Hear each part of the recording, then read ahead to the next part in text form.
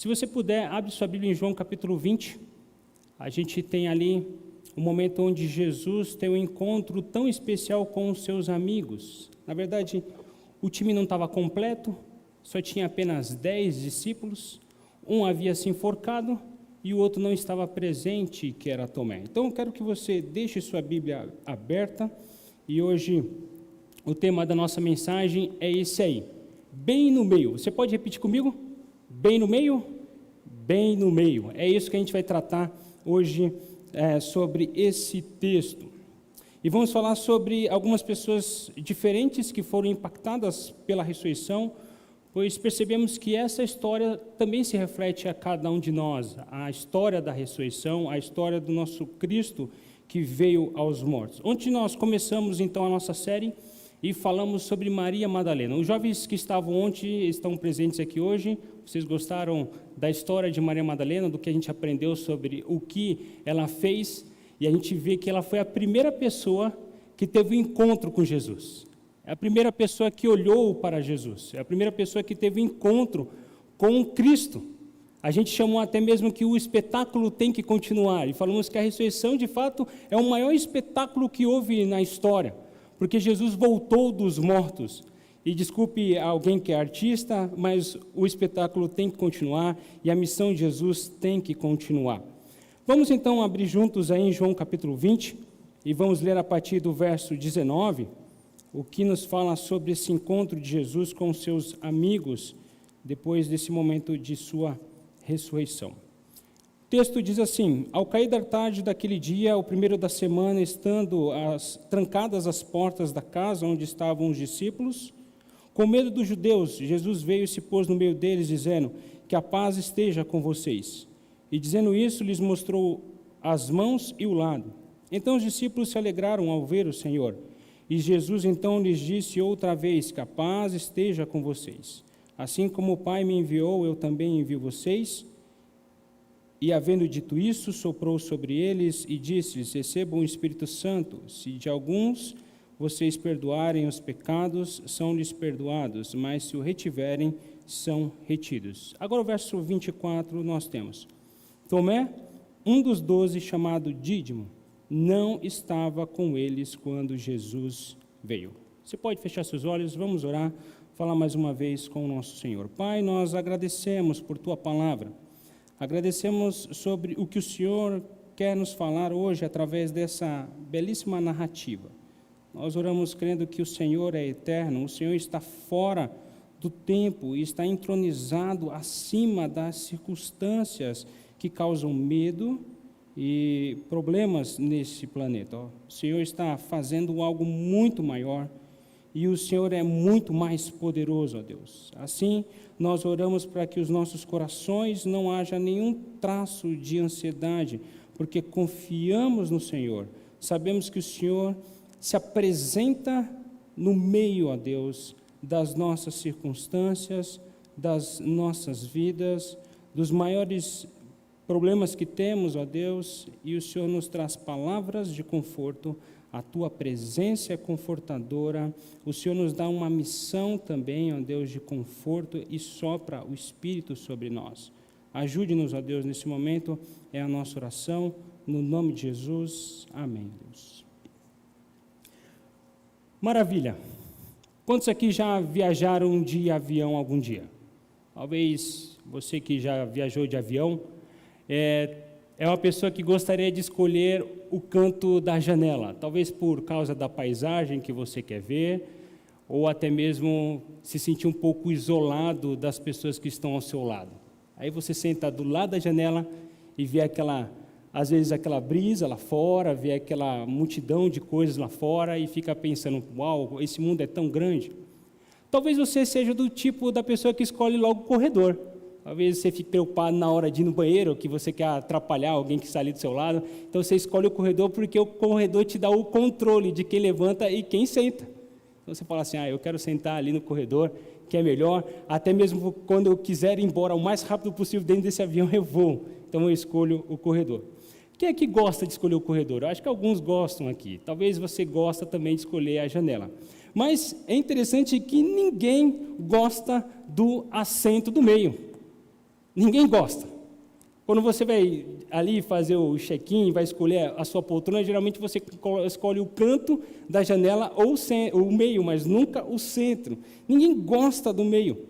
Você não tem apoio dos braços, porque de um lado tem uma pessoa com braço, do outro tem, e você se torna ali uma pessoa bem apertadinha naquele lugar. E a realidade é que o assento do meio é aquele que todos nós tememos. Quantos aqui já viajaram com 5 pessoas num carro? E você tem que sentar bem no meio do carro. E aí você senta ali, parece uma sardinha meio espremida, 2 pessoas do lado te apertando, te empurrando para um lado para o outro. Principalmente nas curvas. Se você é criança, então a criançada começa a brincar para lá e para cá, porque o meio é terrível. Nós não gostamos do meio. Por quê? Porque o meio nós nos sentimos presos. Isso é tão verdade, tanto no assento como numa situação. Quando você está em meio a um projeto, quando está tentando fazer algo, o começo sempre é emocionante e o final é uma celebração. Imagine que você que está fazendo um TCC, você sabe o que é o que estou dizendo. Porém, o meio é onde a coisa começa a atrapalhar, começa a perder foco, começa a perder visão, começa a atrapalhar as nossas coisas. No meio é quando tudo fica difícil. No meio sentimos que estamos igualmente longe onde nós começamos, mas também tão longe do final daquele objetivo que nós queremos. No meio é quando é mais tentador desistir. A tentação surge no momento de você falar assim, eu vou desistir desse projeto, eu vou desistir dessa coisa, porque eu estou no meio dessa situação. Creio que acho que você deve estar lembrado do episódio lá da construção dos muros, onde Neemias 4 nos fala que eles estavam na metade do muro, já tinham avançado metade no centro, e fala que os trabalhadores começaram a se desanimar daquela obra que o Senhor estava fazendo, e na força desses trabalhadores começaram então a diminuir a força. É no meio que nos medos também podem surgir. Uma das coisas mais assustadoras que aconteceu na vida dos discípulos, quando eles estavam no ministério de Jesus, é que eles pegaram um barquinho, foram atravessar para uma outra região, e bem no meio dessa travessia, o que aconteceu? Aconteceu uma grande tempestade. Eles ficaram assustados, eram pescadores experientes, mas mesmo assim eles ficaram assustados, porque foi no meio que realmente eles começaram a desanimar por conta do vento, por conta da chuva, por conta das ondas, foi no meio que eles começaram a perder o foco, foi no meio quando pensaram que eles iriam morrer, quando pensaram que eles iriam se afogar, bem no meio. E é exatamente a emoção que está acontecendo com os seguidores de Jesus naquela sala, naquele ambiente. Eles estão ali e o texto que nós lemos de João fala que Jesus se colocou no meio daqueles discípulos, de 10 discípulos. É interessante que essa passagem fala o seguinte, que as portas dessa sala estavam trancadas. Na versão grega ela é muito mais poderosa, porque não é apenas um virar de chaves, não apenas havia uma tranca, havia uma barra, havia um duplo travamento na porta por conta do medo que aqueles homens estavam sentindo. Porque eles estavam com receio, eles sentiram que eles eram próximos de algum exército, de algum soldado que pudesse invadir ali com o seu pé de cabra e a qualquer momento ali quebrar as dobradiças e a equipe da Polícia Federal Romana aparecer e levar todos eles para a prisão. Era um medo que eles estavam tendo. E eu também acho incrível o fato de que esses sejam os discípulos de Jesus com a ausência de 2 personagens. Tomé, que eles não está ali, a gente leu o verso 24, e Judas Iscariotes que se enforcou. Havia 10 em uma sala tão pequenininha, eles estavam amontoados e Jesus se colocou bem no meio deles. O resultado, querido, desse encontro de Jesus bem no meio é que esses irmãos, esses 10 discípulos, eles foram confortados por Jesus, em meio ao medo, em meio a um momento que eles estavam vivenciando. E eu quero trazer aqui, então, 5 movimentos confortadores que a presença de Jesus traz para as nossas vidas e que trouxe na vida dos discípulos e que fez total diferença para aqueles homens. Porque a gente precisa lembrar que aqueles homens entraram numa casa assustado, com medo, mas a partir da palavra de Jesus, através da presença de Jesus, eles foram confortados e eles saíram de lá ousados, confiantes, porque quando nós lemos Atos dos Apóstolos, fala que aqueles homens começaram então a anunciar o evangelho de Jesus com ousadia. Por isso eu quero trazer para vocês aqui 5 movimentos confortadores que a presença de Jesus fez na vida daqueles discípulos e que fará na sua vida quando ele se apresentar no seu momento no meio. Vamos lá. Qual que foi a primeira, então? Aqueles discípulos, eles foram confortados por sua presença. Eles experimentaram um momento do conforto. Jesus, ele escolheu intencionalmente aparecer quando eles estavam no meio deste momento de medo, no meio de uma prisão domiciliar, quando eles se sentiram em quarentena, quando eles estavam ali trancados e quando eles sentiam que não podiam sair, foi quando Jesus escolheu estar no meio daqueles homens.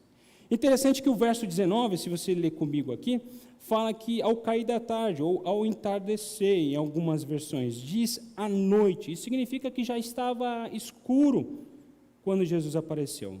E quando se está escuro lá fora, é assustador, é um mau presságio. Juntamente com as portas trancadas, havia medo em seus corações.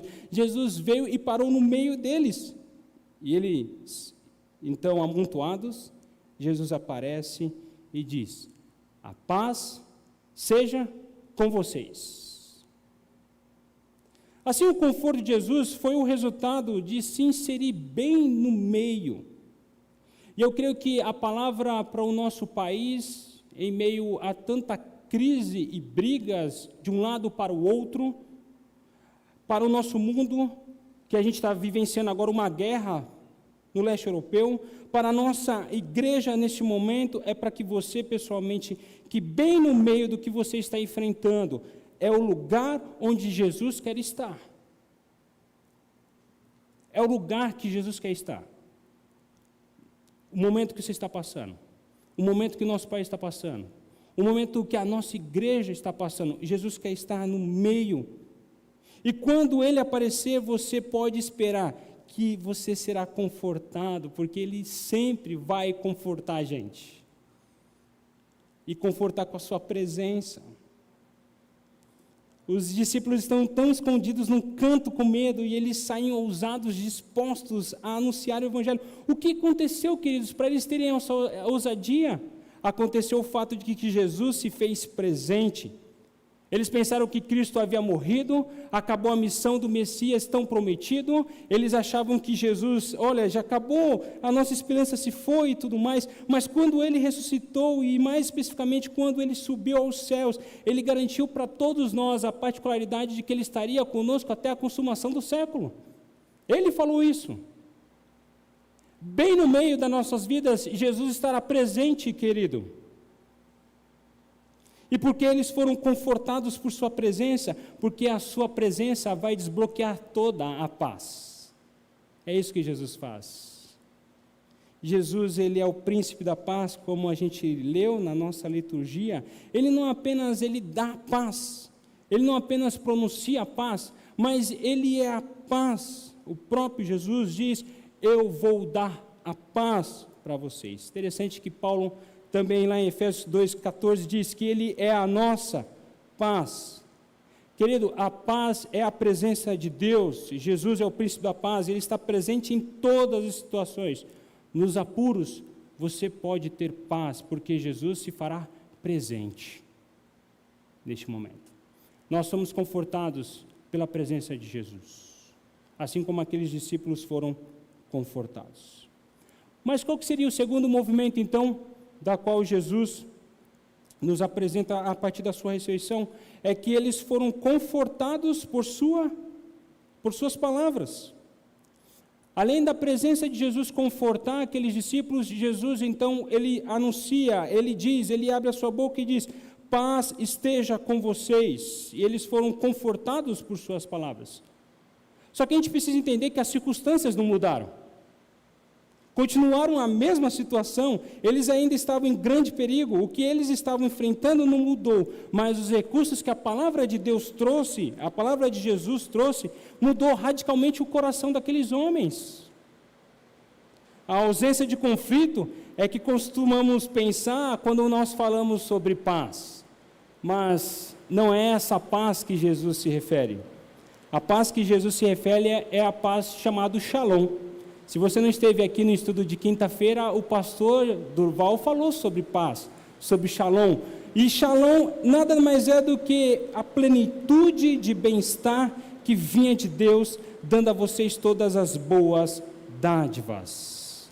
Jesus, ele diz assim, a paz seja com vocês, as boas dádivas do Senhor sejam sobre vocês, tudo que vocês podem, no caso espiritualmente e fisicamente, precisar, Deus vai te dar. Recebam as bênçãos do nosso Senhor. Paz. Recebemos abrigo no temporal, querido, quando Deus se faz presente na pessoa de Jesus. E quando Ele pronuncia paz, as boas dádivas sejam sobre todos vocês. As dádivas do Criador sejam sobre todos vocês. E era isso que Jesus estava falando com aqueles discípulos, e é isso que Jesus faz, confortando nós com a sua presença, confortando nós com as suas palavras. Nós somos confortados com esse Jesus. Mas qual que seria então a terceira, então? É que eles foram confortados por suas feridas. E isso é interessante porque o verso 20 diz isso, que enquanto Jesus falava, enquanto Jesus pronunciava, a paz seja com vocês, ele mostrou as feridas das mãos e mostrou o seu lado. Sabendo que aqueles discípulos estavam com medo, o que Jesus fez então? Olha as minhas mãos, olhem as feridas. E ao olhar para aquelas feridas, o próprio texto diz que eles ficaram alegres por ver aquilo. A alegria transbordou no coração dos discípulos. Queridos, a alegria, e essa palavra aqui, significa uma alegria exultante. É um nível diferente de alegria. Alegria exultante é alguém que pula de alegria. E aqueles discípulos começaram então a pular e a dançar e se alegrar diante daquela presença, do nível diferente de alegria, porque viram as feridas de Jesus. Mas a pergunta que eu faço é, por que as feridas de Jesus trouxe alegria para aqueles homens? Você já parou para pensar nisso? Por um lado, eu creio que Jesus estava dando confiança àqueles homens.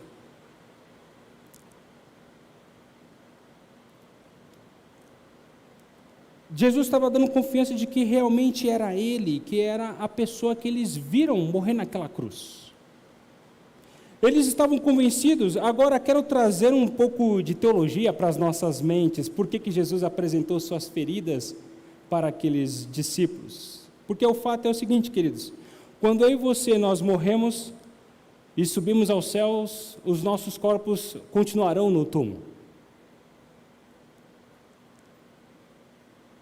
Nossos corpos ficarão nesse planeta, mas nos diz que o próprio Jesus saiu daquela sepultura em seu corpo ressuscitado.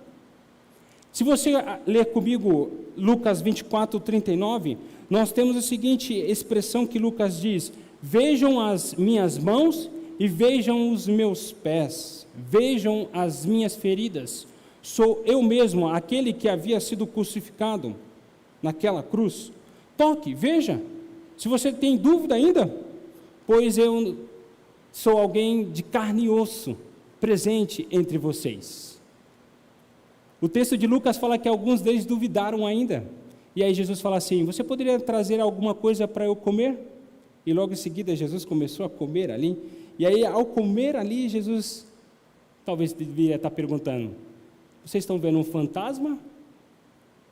Sou eu mesmo, de carne e osso. E eu acho incrível isso.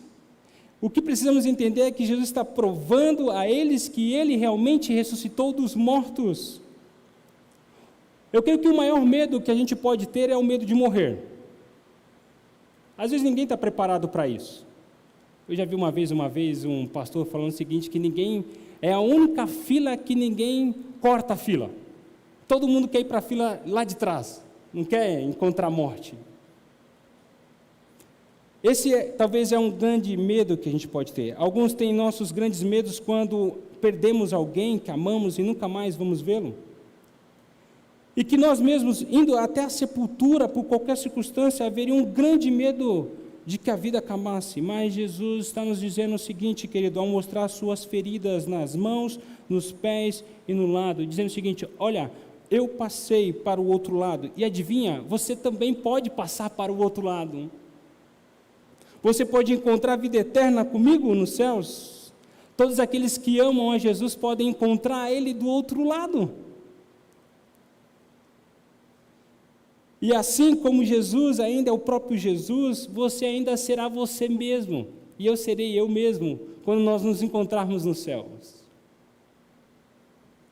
E querido, isso traz conforto, nos dá paz de lidar com a morte, porque Jesus apresentou suas feridas aos seus discípulos. Mas há um outro fato também que é importante a gente pensar, que aqueles discípulos estavam esperando por um Jesus, alguém como líder espiritual, um Messias político, como aquele que salvaria a nação de Israel, aquele que traria todas as promessas e o cumprimento de todas as promessas sobre a nação de Israel. E eles pensavam que estariam no gabinete do rei, ali do lado uns dos outros ali, reinando com Jesus, assumindo algum cargo. Então, quando ele foi morto, todos os sonhos daqueles discípulos se foram. O futuro que eles estavam almejando e tendo expectativas.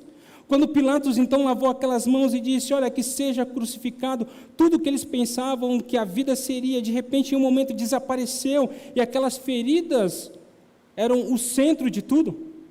Aquelas feridas eram a lembrança de aquele Messias prometido, o político que libertaria, que eles acreditavam havia morrido, e agora Jesus está apresentando: olha, veja as minhas feridas.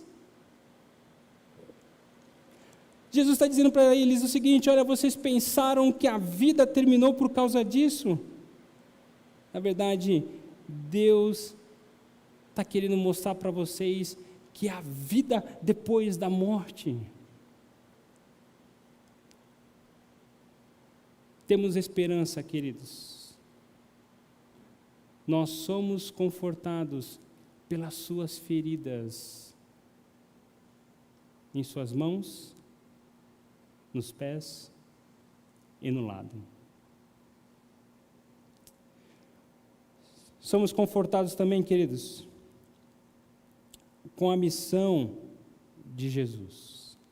Depois que aqueles discípulos foram ancorados pela presença de Jesus, quando eles ouviram a palavra de Jesus: paz seja com vocês, após ver as feridas de Jesus, agora Jesus diz para eles o seguinte: a missão está clara, assim como o Pai me enviou, eu também envio vocês. Aqui a palavra enviar é uma frase diplomática. Não é enviar no sentido de levar um recado para alguém, mas é alguém que tem uma missão oficial em nome da embaixada do reino dos céus.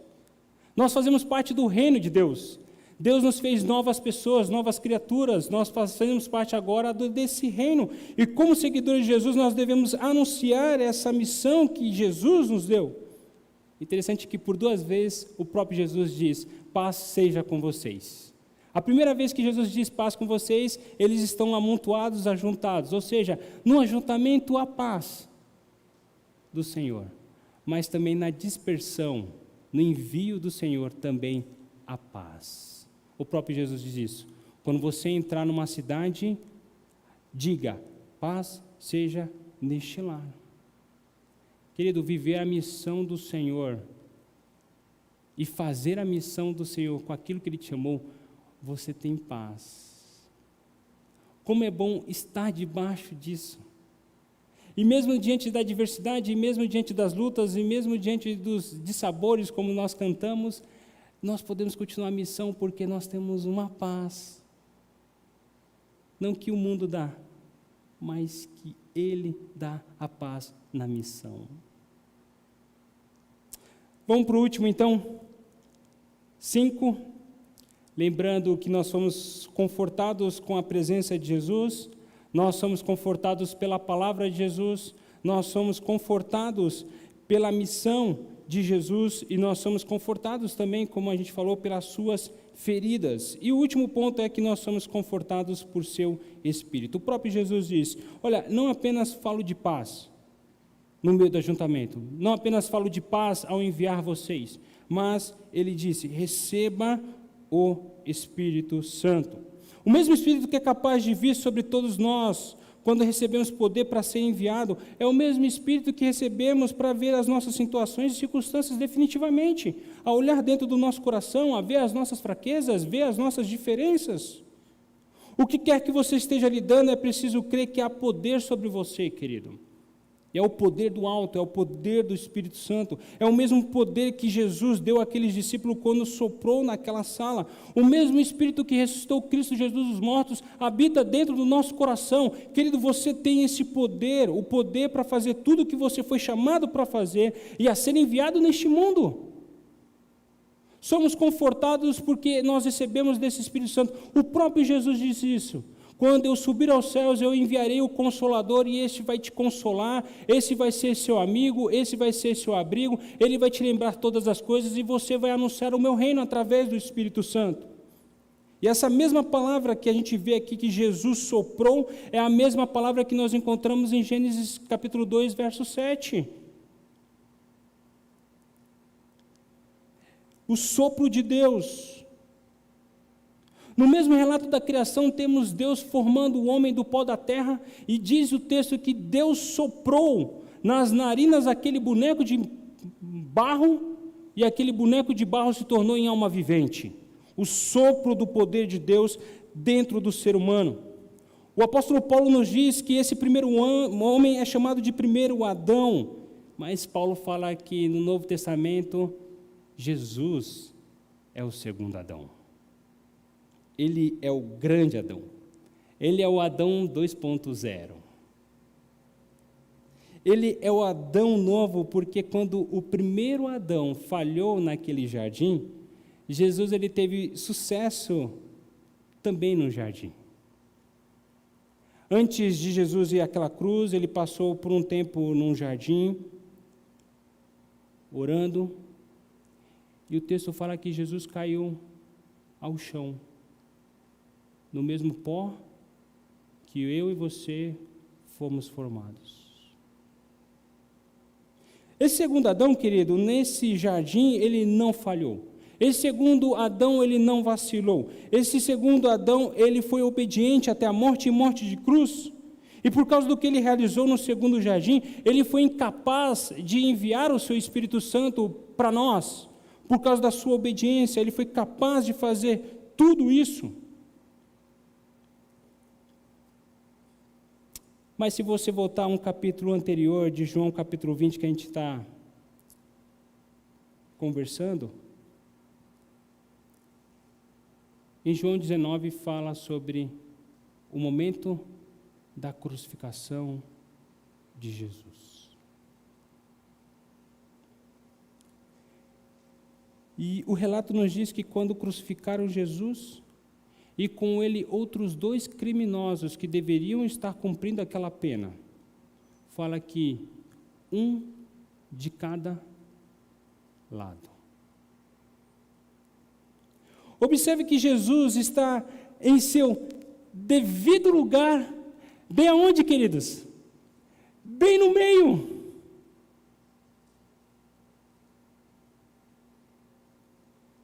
Foi por causa do que Jesus fez no meio de 2 criminosos que mereciam morrer, pois ele morreu bem ali no meio, que os nossos pecados foram pagos, queridos, para que pudéssemos ser perdoados e termos paz com Deus.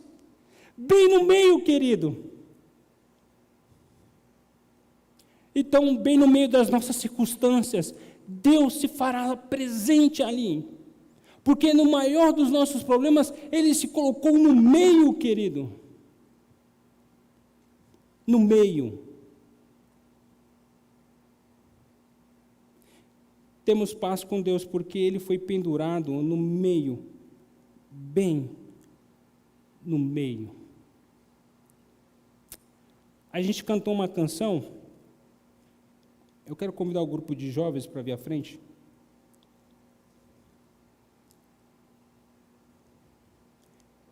Para mim, eu não consigo cantar essa canção. Eu tenho dificuldade, queridos. Em 2004, eu sofri um acidente de moto. Eu fiquei 3 dias numa UTI. Minha mãe indo no hospital constantemente, achando que o filho dela ia morrer. Até uma enfermeira falou, olha, esse jovem não passa de hoje. E entubado, aparelhos para tentar respirar, não conseguia respirar por conta própria, derrame na pleura, no pulmão. Quem aqui viu algum parente com Covid sabe o que é ser entubado.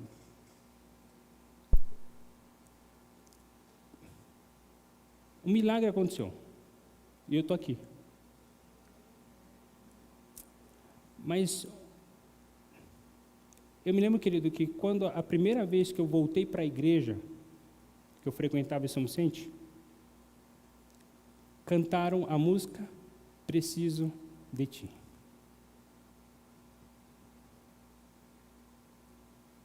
E eu lembrei que bem no meio, Jesus se fez presente naquele momento. Sabe por quê? Porque o refrão diz, como o ar que eu respiro, preciso de Ti.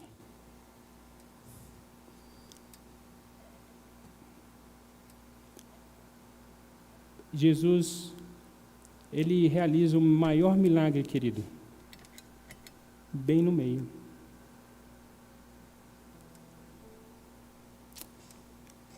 Bem no meio, talvez, de uma circunstância que você está passando na sua família, você não tem mais resposta. Tem orado, tem buscado, tem clamado. Querido, mas confie, porque Jesus, Ele está naquele momento, bem no meio, neste momento, agora.